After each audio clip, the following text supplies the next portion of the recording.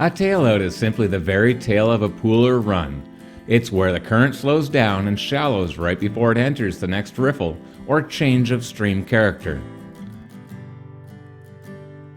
Flat, shallow water isn't where we'd expect to find trout, and there are really two situations that trout use tailouts.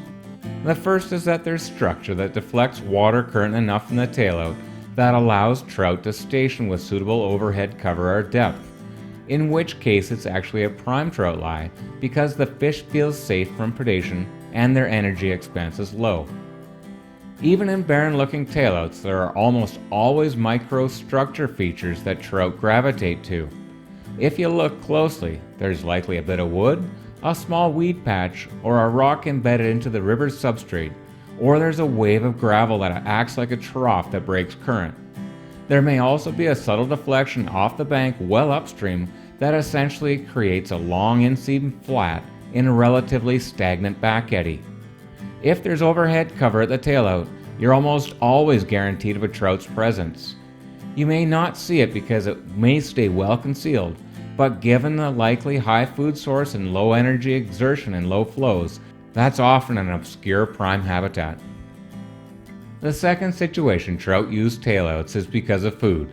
Simply put, there has to be a good food source for trout to expose themselves to the risks of holding in shallow water. Trout are perpetually adjusting their lives based upon a simple formula of a cost-benefit ratio. If the cost is too great and the chance of being eaten by a predator is high, they won't be there. If the hatch or terrestrial presence is too great to pass up, they'll risk at least some exposure. In a good hatch, you'll see some of the big trout from the deeper water upstream or further into the main current drop out to find lazy water to sit and effortlessly feed. Tailouts are certainly more geared to being a feeding lie, either stationed to a rock or searching the flat.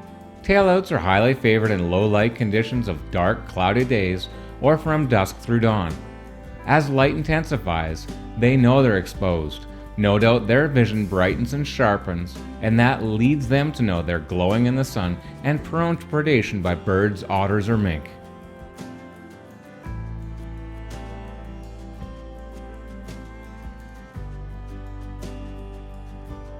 Because the water is shallow and of subtle structure in tailouts, trout are exposed and extremely in tune with any audio-visual disturbance from deceptively long distances. When you see several V-shaped wakes heading to deeper water, you know it's time to improve your approach.